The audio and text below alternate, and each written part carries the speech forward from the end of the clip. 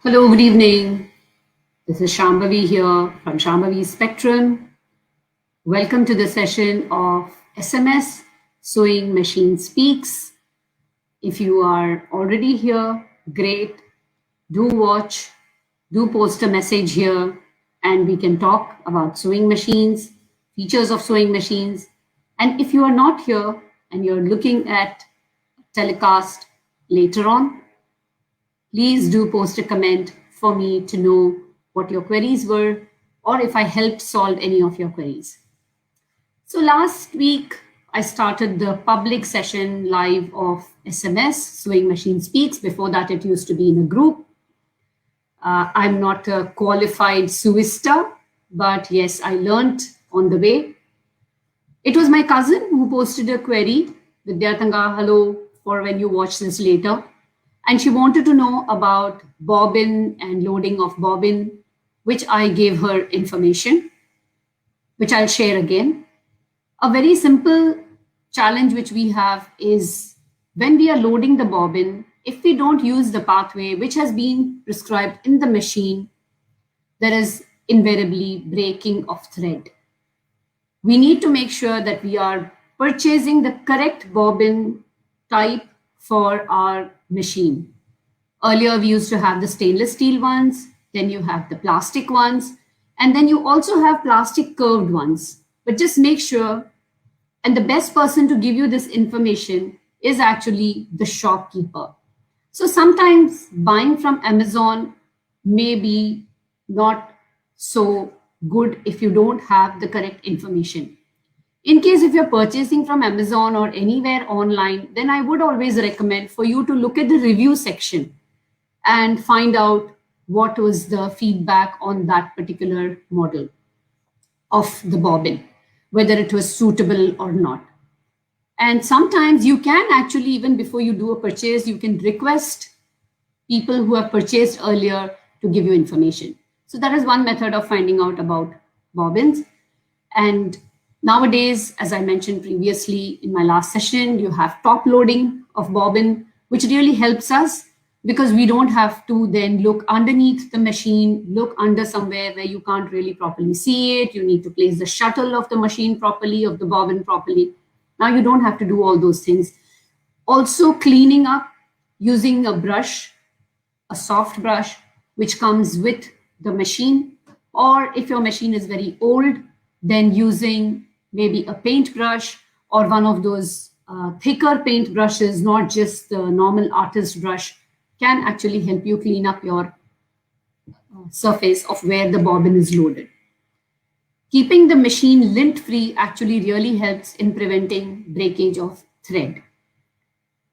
So one more time, I would like to repeat that if there is a path which is specially prescribed for loading the thread on the bobbin from the main spool, please follow that path. Don't hold it with your hand just because it is comfortable, and make sure that the thread, the bobbin loads to the maximum which it is permitted.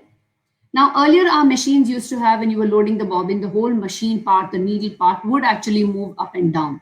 But now with the new set of machines which have come, when you just push a knob, at least this part of the machine does not move and only the bobbin loads by itself, which is very good for our machines. So I have a list here of things which I have been collecting information on in the past week and which are very common queries with people. Most of the time, the question which is asked is, can you stitch heavy fabric? Now, if it is very heavy fabric and you want to stitch layers and layers of it, like 3 layers, 4 layers of fabric, then you can't do this on a domestic machine, or maybe the finish will not be so good. But if you are actually trying to just stitch maybe 2 layers of denim, which could be like the heavy fabric, then you can use a needle which is number 18. Sometimes even a 16 might work. If you're doing work with very thin fabric, sheer fabric, you would probably like to use a number 11. And for normal sewing, we use 14. So 11, 14, 16, 18, depending on the thickness of the fabric is the general norm. Again, whether to buy branded needles or whether to buy generic needles is actually a choice which you need to make depending on what the project is that you are working on. If it is very expensive material, then maybe you want to buy the branded ones. Having said that, the generic market, there is a whole lot of people who make very good stuff, which may not be so well known, but the functioning, the utility of that is just the same as the branded ones. That is about the needle, that is about sewing thick fabrics. Now, another very common question which is asked is about the computerized machine. So mostly if it says computerized, you would like to know that there are 3 settings usually, which is slow, a little fast, and then very fast. So what do we mean when we say very fast? If the machine is actually going to give you stitches per minute, which is 800 or 850, so obviously the 850 would be the fastest. Also, mostly when we say computerized, it means that there is a knob and you can just press the knob. You don't have to move the pedal or move the machine in any way. Once you put the presser foot down and you press this knob, automatically the stitching will happen. Now, the more control that you want over it, that is the speed which you can maintain. Small, first setting, second or third. Usually in a computerized setting, you also have the needle option that the needle will drop down when you stop your stitching, which is great, especially if you want to pivot and turn and stitch in the other direction. So or sometimes you just want to stop, pause because you're tired or something, or you have something else which comes up. Maybe you want to add a frill there, then invariably the needle would have dropped down and will stay and hold the fabric in place. Now, speaking about frill or rufflers, you can try to do it manually.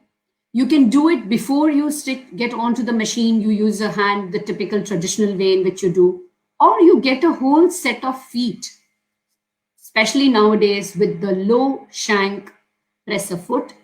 You get a whole set of generic foot, which you can purchase and attach it. How to work with these? Invariably, there are so many YouTube tutorials, or there are certain companies which specialize in telling you how to work with these parts. There'll usually be a manual along with that, which gives you direction of which foot, what is the function of that foot. So we've now spoken about bobbin, we've spoken about computerized, I've told you machines, I've told you about settings, I've told you about how many stitches per minute. Yes, definitely the industrial machines are way faster and can stitch very fast. You can complete very fast just by touching the pedal itself. And actually they do not consume much electricity, because though it is on, unless when you're stitching, the machine is not consuming current. Talking about current, if you're buying a second-hand machine, which is good, somebody's selling, do make sure that you try the machine out first. When you're trying the machine, please make sure to find out what the wattage is. Are you in a region which is where it is 220? And if it is 110, do you have the mechanism to convert the wattage? Make sure that you do that. Again, something which I can't emphasize enough on is the fact that when you purchase a machine and when you try stitching, make sure that the machine is heavy, because if you stitch fast and the machine is light, the tendency for the machine to move is very high.